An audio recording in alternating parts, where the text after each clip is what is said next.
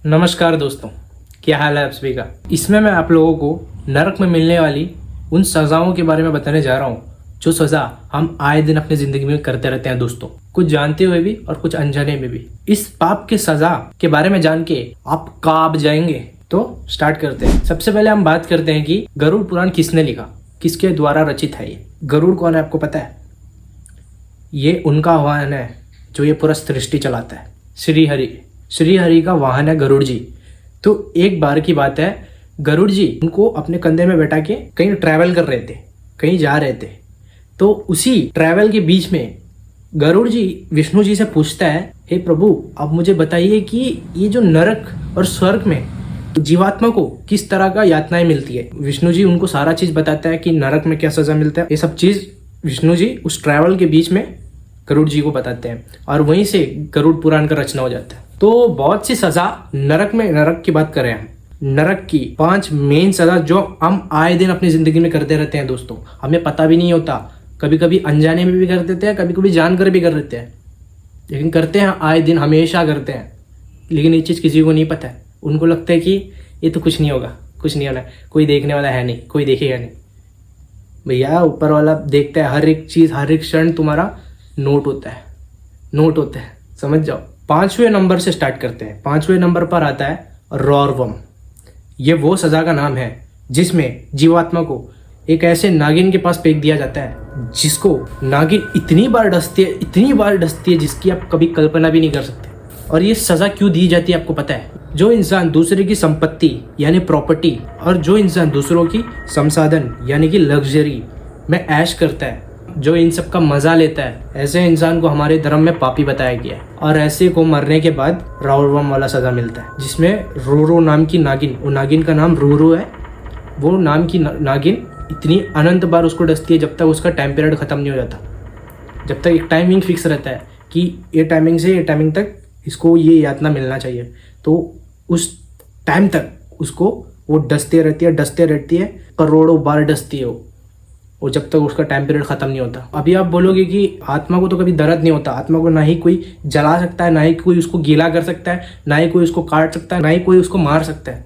तो वो ऑलरेडी मरा हुआ है, तो उसको सजा कैसा मिलेगा, उसको वो फील कैसा होगा? ठहरो, ये जो नरक है ना, वहाँ में ये जो हम लोग का शरीर है एक वस्त्र है, तो इसी तरह का वस्त्र नरक में भी मिलता है।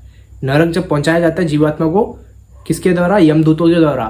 तो वहाँ में एक तरह का कपड़ा होता है, उसको पहना दिया जाता है पहले, ताकि उसको मतलब प्रताड़नाएं जब मिलेगी ना उसको, तब उसको दर्द हो, उसको दर्द महसूस हो। और ऐसे ही दर्द उसको महसूस होता है जैसे जीते जी उसको महसूस हो सकता था। मतलब अगर वो इंसान रहता और उसको वो यातनाएं मिलती तो वैसे ही डिट्टो दर्द उसको नरक में मिलेगा। लेकिन नरक में आप मर नहीं सकते क्योंकि आप ऑलरेडी मरे हुए हो। ये गलत में मत रहना कि आत्मा को कोई काट नहीं सकता, जला नहीं सकता, वो तो सही है, लेकिन वहाँ में अलग तरह का कपड़ा, इस तरह यहाँ में जो शरीर हम लोग को ये पृथ्वी में मिला है, ये लोक में मिला है, उसी तरह वो वाला नरक वाला लोक में तय करके रखा रहता है। मरने से पहले हम लोग को जब मृत्यु होता है उससे पहले से ही तय करके रहता है कि इसको इस तरह का शरीर दो और इसको इतना यातनाएं दो जब तक इसका अकल ठिकाना आ जाए। और 4थे नंबर पर आता है महारौरवम। ये भी धन संपत्ति से ही रिलेटेड है। जी हाँ, जो भी इंसान दूसरों की धन संपत्ति पर अवैध तरीके से कब्जा कर लेता है, उसको धोखे से छीन लेता है, अपनी संपत्ति के लिए या दूसरों की संपत्ति के लिए किसी को मार देता है या किसी भी तरह का प्रताड़ना उसको देता है ना, धोखे से किसी की भी चीज हड़प लेता है और उससे सामने वाले को बहुत ही ज्यादा तकलीफ होती है, तो ऐसे को महारौरवम नाम की सजा मिलती है दोस्तों। महारौरवम सजा में वो जीवात्मा को अरबों सांपों के पास छोड़ दिया जाता है, फेंक दिया जाता है, मतलब इसके यमदूतों के द्वारा। और उस सांपों को एक बार का काटना इतना दर्दनाक हो सकता है ना, आप इमेजिन भी नहीं कर सकते। इतना दर्द से इंसान चीखेगा, चिल्लाएगा, बेहोश हो जाएगा, चक्कर आके पलटी हो सकता है, लेकिन वो मर नहीं सकता क्योंकि वो ऑलरेडी मरा हुआ है। उसको वो सारा चीज का प्रताड़नाएं झेलना पड़ेगा और उसको इतना बार डसेगा वो सारा नाग, जितना भी वहाँ का नागिन लोग है, जितना भी वहाँ का नागिन लोग है, सब मिलके उसको इतना बार डसेगा जब तक उसका उसका टाइम पीरियड जब तक खत्म नहीं हो जाता। इंसान चाहे तो भी कुछ नहीं कर सकता, वो खाली दर्द फील कर सकता है। और तीसरे नंबर की बात करते हैं, ये सजा का नाम है अविची। ये सजा झूठ बोलने से मिलती है। हर इंसान अपने लाइफ में कभी ना कभी झूठ तो बोला ही होगा, झूठे कस्में तो काया ही होगा, झूठे दिलासे किसी को दिया ही होगा। और ये सारी चीज एक पाप की श्रेणी में आती है दोस्तों। ऐसे इंसान को पापी माना जाता है और मरने के बाद उसे अविची नाम की सजा मिलती है। इस सजा में जीवात्मा को यमदूत लाखों फीट ऊंचाई से जमीन में फेंकते हैं। या तो वो जमीन फ्लैट रहेगा या तो वहाँ में पूरा कांटा का ढेर रहेगा और जीवात्मा वो कांटा का ढेर में आके गिर जाता है। तो सोचो, उसको वो मर भी नहीं सकता, उसको खाली दर्द फील होता है, बहुत तगड़ा वाला दर्द होएगा, ठीक है। और ये जो ज़मीन है, आपको लग रहा होगा कि इसमें तो आराम है, नहीं, ज़मीन उससे भी खतरनाक है। क्योंकि ज़मीन इतना गर्म रहता है, इतना गर्म रहता है कि आप अगर अपनी खुली आंखों से उस ज़मीन को देख लेंगे ना, आपके आंखों के पकोड़े बन जाएंगे। अब क्या ही बोलूँ, इतना बड़ा एक्सप्लेनेशन दे दिया मैंने। और ये सज़ा भी तब तक उनको, उस जीवात्मा को दी जाती है जब तक उसका वो टाइम पीरियड खत्म नहीं हो जाता। अब चलते हैं दूसरे नंबर की सज़ा की तरफ, जो सज़ा का नाम है वैतरनी नदी की सज़ा। जी हाँ, बहुत सारे लोगों ने इस नदी के बारे में तो सुने होंगे। ये एक ऐसी नदी है जो इंसानों की गंदगी से बनी हुई है। मतलब इंसान का कितना गंदगी होता है शरीर में, इंसान का मृत शरीर वहाँ में पड़ा होता है वो नदी में, ठीक है। इंसान का उल्टी होता है वहाँ में, वोमिट, खून, सड़ा वाला खून। और भी क्या एक्सप्लेन करो यार, जितना आप सोच सकते हो, जितना आप सोच सकते हो, अगेन जितना आप सोच सकते हो सोच लो। वो सारा इंसानों का गंदगी को लेकर के एक जगह रख दो, वो वैतरनी नदी का 1% भी नहीं होगा। समझ गए? तो ये जो सज़ा है भाई, इसमें क्या होता है, जीवात्मा को उस नदी में फेंक दिया जाता है, उसमें उसको तैराया जाता है। और जब जीवात्मा मुंह ऊपर करेगा ना सांस लेने के लिए, तो ऊपर गिद्ध और चील, जिसका जो चोंच है वो लुआ का होगा, और उसमें आके वो जीवात्मा के ऊपर ऐसा ऐसा नोचेगा, वो जीवात्मा को खाएगा लिटरली।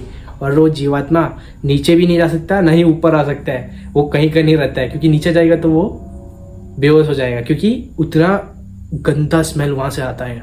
इंसान सह नहीं सकता यार, इंसान अपनी खुली आंखों से उस चीज़ को देख नहीं सकता, इतना वियर्ड चीज़ है। तो सोचो, ये सज़ा कभी पृथ्वी में पॉसिबल नहीं है, ये सज़ा सिर्फ नरक में मिलती है, और नरक में ही वैतरनी नदी है। तो ये सज़ा जीवात्मा को क्यों दी जाती है आपको पता है? जो इंसान अपनी शक्तियों का गलत उपयोग करता है और अपने धर्म का पालन नहीं करता, दूसरों के धर्म को नीचा दिखाता है। मेरा लाइट खराब हो गया, इसलिए दूसरा लाइट को सामने लेके आइए।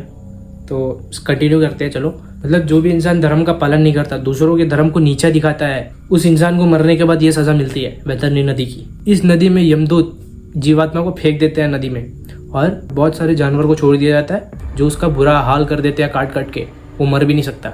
और पहली नंबर की सज़ा की बात करते हैं, जो हम आए दिन अपनी ज़िंदगी में करते हैं, लेकिन किसी को ये चीज़ नहीं पता है। और ये चीज़ सुन के बहुत जन मेरे को गाली देने वाले हैं, मैं गारंटी के साथ बोल सकता हूँ, क्योंकि सच तो सच है और मैं सच बोलूँगा। वो सज़ा का नाम है प्राणरोधम। ये सज़ा क्यों मिलती है आपको पता है? जो भी इंसान जीते जी किसी जानवर का मांस को खाया है, जीते जी कोई भी जानवर का हत्या कर दिया है, अपने स्वार्थ के लिए किसी और जीव का जान लेके वो अपना पेट पालता है, तो ये सज़ा उसको मिलता है। क्या सज़ा मिलती है पता है ये करने से? यमदूत उसके हाथ पैर को बांध देते हैं और एक एक अंग को निकालते हैं, उसी के सामने काट देते हैं। उसको इतना दर्द होता है, इतना दर्द होता है, वो चाके पे कुछ नहीं कर सकता। मतलब आंख को निकाल दिया, इसके एक एक अंग को तीरों से भी भेदा जाता है। उसको इतना प्रताड़नाएं झेलनी पड़ती है कि आप कल्पना भी नहीं कर सकते।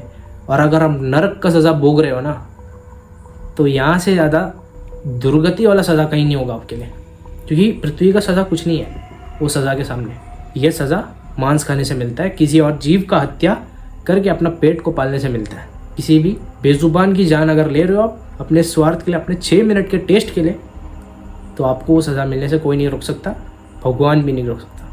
मुझे पता है कमेंट सेक्शन अभी गाली से भरा होगा, आई होप, ठीक है, सच तो मैं बोलूँगा। और यहाँ तक ये वीडियो को देखियो तो चैनल को सब्सक्राइब कर दो, लाइक कर दो, शेयर कर दो, कमेंट कर दो। तब तक के लिए मिलते हैं अगली वीडियो में। Good bye.